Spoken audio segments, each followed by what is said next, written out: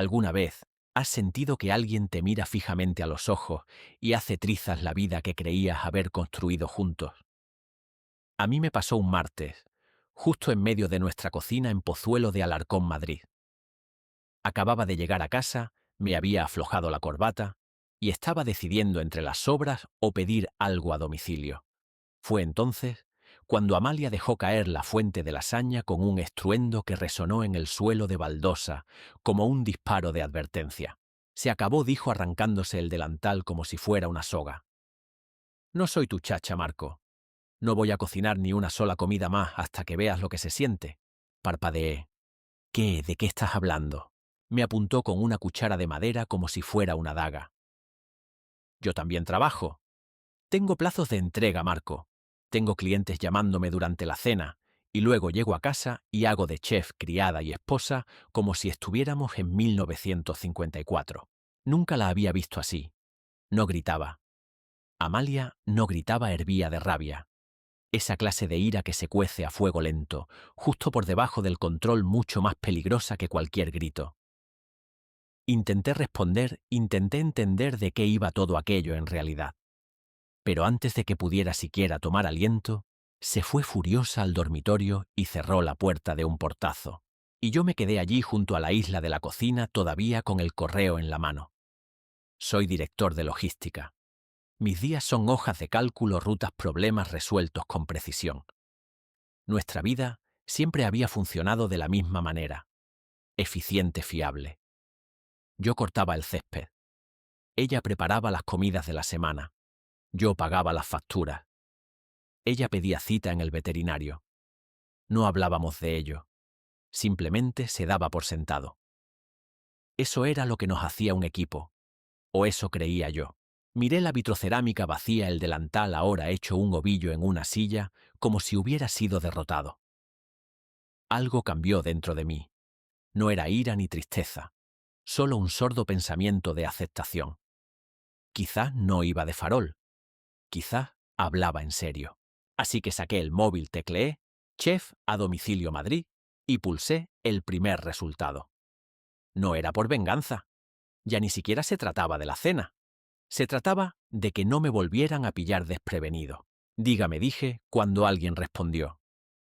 Sí, me gustaría contratar a alguien para que cocine durante la semana, a partir de mañana.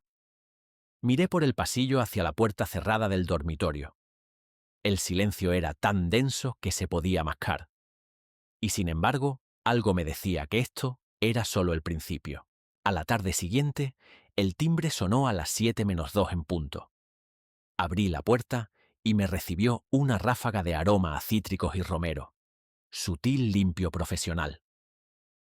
En el umbral había una mujer de pelo dorado, recogido en una coleta impecable, con una chaquetilla de chef negra bordada con su nombre, Lucía. «Hola, tú debes de ser Marco», dijo sonriendo como alguien acostumbrado a ganarse a la gente en 5 segundos. «Soy Lucía, estoy aquí para salvar vuestra cena. Y quién sabe, quizás vuestro matrimonio», guiñó un ojo. Parpadeé. Antes de que pudiera responder, pasó a mi lado con una maleta de acero inoxidable con ruedas que repiqueteaba contra el parqué. Amalia salió del pasillo justo a tiempo para ver a Lucía instalándose en nuestras encimeras de granito como si fuera la dueña del lugar. «Ah», dijo Amalia seca. «Así que así es como solucionamos los problemas ahora». Lucía se giró imperturbable. «Hola, tú debes de ser Amalia. Me dijeron que cocinara para una pareja. Sin drama, solo la cena. Espero que ese siga siendo el plan». La tensión fue inmediata. La sonrisa de Amalia era forzada y no le llegaba a los ojos. «Bienvenida a mi cocina». O a lo que era mi cocina. Carraspeé. Amalia no lo hice como una declaración de intenciones. Solo pensé que un poco de ayuda no vendría mal. No respondió. Se cruzó de brazos y observó a Lucía trabajar. Y vaya si trabajó. En 30 minutos, el aire olía como un bistró de alta gama. Lucía se movía con la soltura de alguien que sabía exactamente lo que hacía, tarareando suavemente mientras picaba eneldo fresco y sellaba el salmón por el lado de la piel. «Estoy haciendo una costra de hierbas con beurre blanc de limón», explicó dirigiéndose sobre todo a mí. algo ligero pero sofisticado. Siempre digo que si una pareja va a romper, al menos que lo haga después de una última cena inolvidable. Me reí antes de darme cuenta de que Amalia no lo hacía. Lucía no perdió el ritmo. Lo siento, tengo un humor un poco negro. Cosas de haberse divorciado 2 veces y seguir creyendo en el amor. Amalia enarcó una ceja. «¿2 veces, eh?» «Sí», dijo Lucía alegre. «Resulta que se me da mejor el risotto que las relaciones. Pero he aprendido mucho sobre el orgullo, la paciencia, saber cuándo remover y cuándo dejar que las cosas se cuezan a fuego lento». Entonces miró a Amalia, como si esa última frase fuera algo más que un consejo de cocina. La cena fue objetivamente excepcional. Salmón en su punto, puré de patatas al ajo, con un toque de rábano picante y judías verdes salteadas que crujían a la perfección. Pero el ambiente era incómodo como una misa de domingo después de un escándalo. Lucía, con toda su buena intención, intentó relajarlo. Nos preguntó por nuestro barrio, por nuestros trabajos, incluso elogió la distribución de la cocina. Amalia mantenía sus respuestas cortas, educadas pero frías, como si no pudiera decidir si Lucía era una invitada o una intrusa. «Eres muy educado, Marco», dijo Lucía mientras yo ayudaba a recoger los platos. «La mayoría de los clientes apenas gruñen cuando les pregunto dónde están las copas de vino. Viejas costumbres», dije. «Mi madre me educó así». Amalia, todavía sentada, murmuró lo suficientemente alto como para que se la oyera. «Qué suerte tener a alguien que te enseñó modales». Lucía nos miró a los dos. «Bueno, creo que tenéis más potencial del que creéis. La mayoría de las parejas que me contratan ni siquiera comen en la misma habitación. Ya vais con ventaja». «No nos halagues», replicó Amalia levantándose bruscamente. «No somos uno de tus proyectitos de rescate». Hubo un instante de silencio. Lucía sonrió, esta vez con dulzura, sin ostentación. «No he dicho que lo fuerais. Yo solo soy la cocinera. El resto depende de vosotros». Después de eso, recogió rápidamente, sin dejar más rastro que una cocina impecable y el persistente aroma a romero y tensión. Amalia se quedó junto a la ventana con los brazos cruzados, viendo cómo desaparecía el coche de Lucía. «Es muy profesional», dijo sin volverse hacia mí. «Sí», dije. «Lo es». Amalia no respondió, pero algo había cambiado. No sanado. Todavía no. Solo cambiado. 3 noches más tarde, llegué a casa tarde del trabajo. El tráfico y una llamada de un cliente de última hora habían agotado mi paciencia. Esperaba la incomodidad habitual. Quizá Amalia con los auriculares puestos. Lucía terminando su último plato, ambas mujeres en islas separadas en nuestra cocina. En lugar de eso, abrí la puerta y me quedé helado. Risas. No risas educadas ni sonrisas forzadas. Risas plenas y sin filtros que resonaban desde la cocina. Entré despacio, medio preocupado por haberme equivocado de casa. Amalia estaba junto a la encimera, con los codos metidos en una masa, el pelo recogido en un moño desordenado y una mancha de harina en la mejilla. Lucía estaba apoyada en el fregadero, temblando de risa, mientras Amalia sostenía un soufflé hundido y desinflado con ambas manos, como si fuera un globo derrotado. «Te dije que no abrieras la puerta del horno antes de tiempo», dijo Lucía entre risas. Amalia puso los ojos en blanco de forma dramática. «Apenas la abrí, además quizás es artísticamente abstracto». Me quedé en el umbral atónito. La cocina, normalmente silenciosa o tensa, se sentía viva, cálida. Amalia fue la primera en verme. «Ah, hola», dijo apartándose el pelo de la cara. «Llegas tarde. Te has perdido mi debut como desastre culinario». Lucía sonrió. «Para ser justo, es un desastre muy sabroso. La parte de arriba se ha hundido, pero el sabor es sólido. ¿Quieres probar?». Asentí acercándome como si no quisiera romper el hechizo. Amalia sirvió una porción del soufflé en un plato y me lo dio. «Prepárate». Se suponía que iba a ser mi gran reaparición. En cambio, es sopa de azúcar con costra. Le di un bocado. Sinceramente no estaba mal. Más dulce de lo que esperaba. Lucía guiñó un ojo. «Así es, Amalia. Espinas por fuera, un centro tierno». Amalia volvió a poner los ojos en blanco, pero esta vez con una sonrisa. No te acostumbres a sus halagos. Solo intenta desviar la atención del hecho de que dejó que quemara la primera tanda. Te dije que vigilaras el temporizador, protestó Lucía riendo de nuevo. Eras tú la que estaba cotilleando memes de repostería francesa. Cuando las risas se calmaron, Amalia se apoyó en la encimera y suspiró, no con frustración, sino con algo más tranquilo, más ligero. Tengo que admitir, dijo casi para sí misma, que me está empezando a caer bien. La miré sorprendido. Lucía también. Amalia se dio cuenta y añadió rápidamente, no te pongas gallito, sigues siendo un pesado.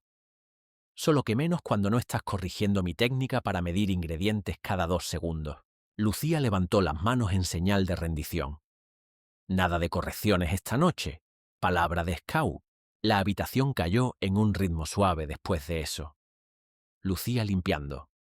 Amalia tarareando por lo bajo mientras pasaba un paño por la encimera.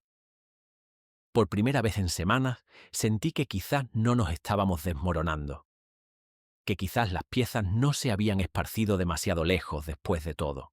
Más tarde, después de que Lucía se fuera y la cocina quedara en silencio, Amalia y yo nos quedamos en la mesa del comedor, bebiendo una infusión sin hablar mucho, simplemente existiendo en el mismo espacio, sin que la tensión nos oprimiera.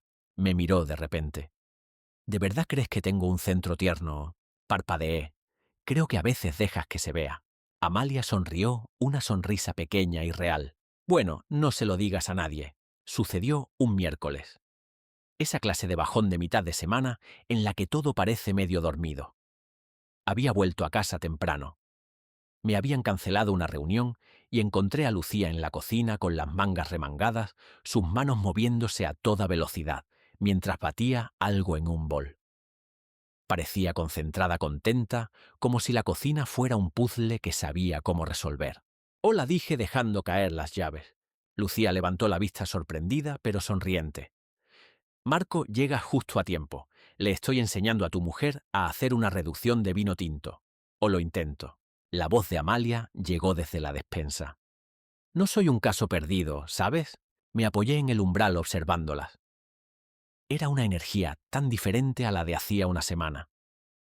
Amalia estaba descalza, relajada, secándose las manos en un paño, mientras reaparecía junto a Lucía. Sus hombros se rozaron mientras ambas se inclinaban sobre la cacerola. Y entonces ocurrió. Lucía soltó una carcajada genuina profunda y se estiró para darme un codazo señalando con su cuchara. Mira su cara. Cualquiera diría que estamos pintando la Mona Lisa aquí. Sus dedos apenas rozaron mi brazo. Apenas. Pero Amalia lo vio. Su sonrisa se congeló a media risa. Sus ojos bajaron a la mano de Lucía, luego a la mía. Un destello sutil, pero yo conocía esa mirada. Se apartó de la vitrocerámica lentamente como alguien que solo recuerda que el fuego quema después de tocarlo. Lucía no se dio cuenta de inmediato. Siguió removiendo la salsa ajena al hielo que se extendía por la habitación. Creo que necesita un poco más de acidez, musitó en voz alta. Amalia habló su tono más cortante de lo necesario. Quizás necesita menos toqueteo. Lucía parpadeó. Perdona. Amalia no respondió. Simplemente dejó su cuchara con demasiada fuerza y se limpió las manos enérgicamente como si se las hubiera ensuciado. Voy a salir, dijo caminando hacia el pasillo. Espera, Amalia, dije dando un paso adelante. ¿Qué acaba de pasar? Se giró en el umbral y la mirada en sus ojos me revolvió el estómago. Ah, nada. Es que de repente se me ha quitado el hambre. De comida y de numeritos. ¡Amalia! Empezó Lucía, pero Amalia la interrumpió con una sonrisa tensa. Seguro que terminas la salsa perfectamente sin mí. Ya le tienes a él para apoyarte. Y así sin más cogió el bolso y las llaves y salió. La puerta se cerró con un clic que de alguna manera sonó más fuerte que cualquier portazo. Lucía se giró hacia mí lentamente con los ojos muy abiertos. He cruzado alguna línea, suspiré llevándome las manos a la cara. No, o quizás sí, no lo sé, no ha sido nada. Para ti, dijo Lucía suavemente. Para ella creo que lo ha sido todo. No respondí. La cocina, que todavía olía a romero y a vino tinto, se sentía vacía. 2 horas después, mi móvil vibró. Un mensaje de Amalia. Dice Clara que no es fácil dormir sola. Quizás se me había olvidado lo que es tener un hombro cerca. Lo miré fijamente, las palabras eran frías y cálidas a la vez. ¿Era una advertencia, una pulla, una súplica? No lo sabía. Lo único que sabía era que estaba fregando cacerolas en una cocina, que ahora parecía un escenario después de que la obra hubiera salido mal. Leí ese mensaje 3 veces. Cada vez el significado cambiaba. Al principio lo sentí como una forma de culpa, una frase destinada a atraerme, a hacerme sentir que había hecho algo mal, simplemente por existir al lado de Lucía. La segunda vez lo leí más como un puente, un hilo frágil, que se extendía desde su orgullo hasta el mío. Pero la tercera vez, no leí palabras. Oí la voz de Amalia cansada, insegura, quizás con un poco de miedo. Dejé el móvil en el escurridor, con el agua goteando de mis manos. La reducción de vino seguía pegada a los lados de la cacerola, como un recuerdo obstinado que no se quería ir. Se había marchado hacía horas. No la había seguido. Quizás porque ya no quería perseguirla. Quizás porque una parte de mí quería ver si volvía por su cuenta. O quizás, solo quizás, tenía miedo de alejarla aún más si volvía a decir algo equivocado. Pero ese mensaje cambió algo. Subí, me puse unos vaqueros y un jersey y cogí un paraguas. El cielo de Madrid se oscurecía cargado con esa clase de nubes que nunca piden permiso. La casa de Clara no estaba lejos, a 10 minutos en coche 15 si pillabas los semáforos en rojo. Aún así, tomé el camino largo. Dejé que los limpiaparabrisas marcaran el ritmo mientras mis pensamientos daban vueltas en círculos. Ni siquiera estaba seguro de lo que iba a decir. ¿Qué le dices a alguien que ha acusado a tu cocinera de seducción y luego ha huido a los brazos de una amiga soltera que le ha estado susurrando al oído sobre la libertad y los nuevos comienzos? ¿Qué dices cuando estás atrapado entre defender tu inocencia y admitir que quizás, solo quizás, habías empezado a disfrutar demasiado de la presencia de otra persona? Para cuando aparqué frente al chalet adosado de Clara, había empezado a llover. No una tormenta, solo esa llovizna lenta y constante que cala hondo y hace que todo parezca más sincero. Salí del coche y me quedé en la acera con el paraguas abierto, mirando el resplandor tras la cortina del salón de Clara. Se movían sombras. Risas ahogadas se filtraban a través del cristal. No veía a Amalia, pero la sentía. Estaba allí dentro procesando, dándole vueltas igual que yo. Y por razones que no podía explicar, ni siquiera a mí mismo, no llamé a la puerta. Todavía no. En lugar de eso, me quedé bajo el paraguas y esperé. Quizás a que se diera cuenta, quizás a tener el valor de caminar hasta la puerta, quizás simplemente a que pasara la lluvia. Lo único que sabía era que por primera vez desde que todo esto empezó, no me sentía como un hombre tratando de ganar o demostrar algo. Me sentía como un hombre que quería que su esposa volviera a casa, pero en sus términos, no en los míos. Y si ella abría esa puerta y me miraba de verdad, quizás podríamos empezar a hacer las preguntas correctas. No sobre el tuyo o el mío, ni sobre los celos, ni siquiera sobre Lucía, sino sobre nosotros. La puerta se abrió a los 12 minutos. No lo cronometré, pero sentí cada segundo, cada uno estirándose sobre mi pecho, como una goma elástica tensada al máximo. Amalia salió descalza al porche de ladrillo de Clara, envuelta en una rebeca gris pálido, que parecía demasiado suave para la dureza de su expresión. No dijo nada al principio, solo se quedó allí parpadeando contra la llovizna, con los brazos rodeándose a sí misma. «¿De verdad estás aquí fuera con un paraguas como en una escena de película romántica?», dijo, casi logrando una sonrisa burlona. «No traje pancartas», repliqué. No sabía en qué tipo de historia nos habíamos metido. El silencio volvió a caer. No el silencio enfadado, sino el de la espera. Sus ojos se desviaron hacia la calle, luego de vuelta a mí. «No intentaba empezar una guerra», dijo en voz baja. «No intentaba ponerte celosa. No hizo falta que lo intentara», murmuró. Simplemente funcionó. Otra pausa. Clara dice que o eres un santo o un idiota por venir. Depende de a quién le preguntes. Te pregunto a ti. Ajusté ligeramente el paraguas. No sé lo que soy ahora mismo, Amalia. Solo sé que prefiero estar empapado a tu lado que seco, y solo allí. Soltó un largo suspiro que se convirtió en vaho en el aire frío. Se le llenaron los ojos de lágrimas, pero no se derramó ninguna. ¿Todavía te importó?, preguntó. Las palabras sonaron como un desafío, no como una pregunta. Me acerqué. Solo un pequeño paso que cerró la herida entre nosotros. Nunca dejaste de importarme. Y eso fue todo. Ni disculpas, ni discursos, ni un abrazo dramático. Ella solo asintió una vez y pasó a mi lado hacia el coche.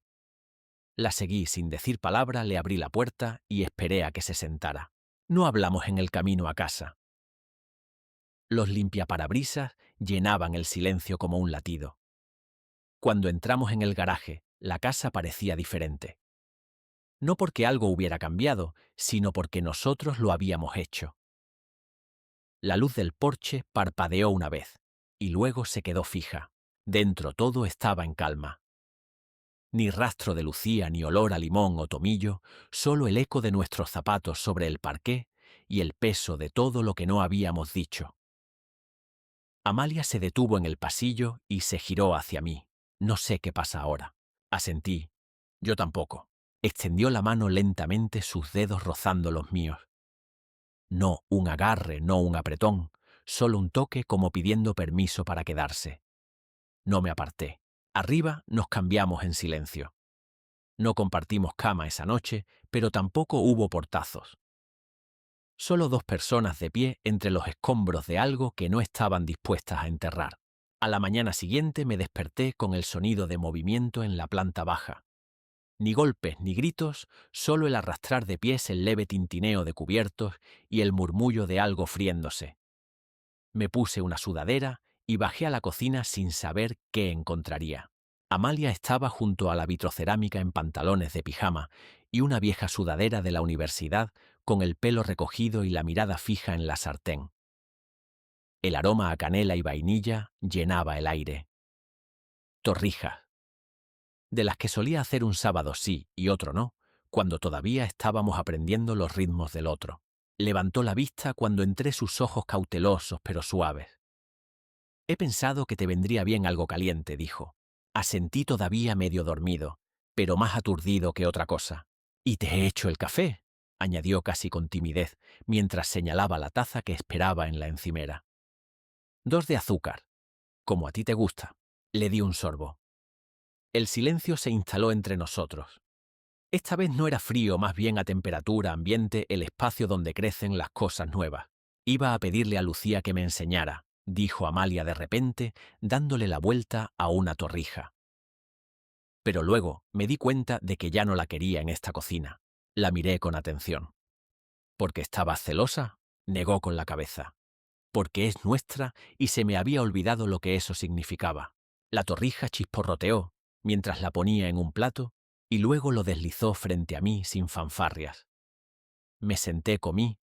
No dije nada durante unos bocados, dejando que la familiaridad se asentara. Los sabores, el silencio, el hecho de que ella seguía de pie frente a mí en lugar de haber huido. No quiero seguir jugando a las casitas, dijo. Ni a tu manera ni a la mía. Quiero construir algo que se sienta como nosotros. Igualitario, desordenado, real. La miré. No estaba presumiendo. No me estaba provocando. Simplemente estaba allí, cansada, un poco en carne viva, pero todavía de pie. Cocinaremos juntos, dije. Una sonrisa asomó en la comisura de sus labios. Aunque queme el soufflé, sobre todo entonces. No nos despedimos de Lucía en persona. Amalia le envió un mensaje educado dándole las gracias, y Lucía respondió con elegancia y sin rastro de amargura. Algunas personas están destinadas a pasar de largo, a otras te aferras. Empezamos poco a poco. Pasta los jueves, desayuno juntos los domingos. Sin roles fijos, sin llevar la cuenta en silencio. También hablamos más de nada y de todo. De cómo el orgullo y la rutina casi nos habían enterrado. De lo fácil que es olvidar que estás en el mismo equipo cuando estás demasiado ocupado llevando la puntuación.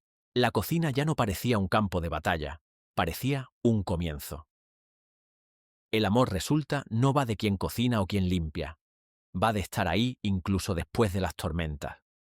Sobre todo después de las tormentas. Y cuando Amalia me pasó el molinillo de pimienta una mañana y dijo: «¿Sigues cortando fatal, por cierto?», yo solo sonreí, porque esta vez la risa que siguió fue nuestra.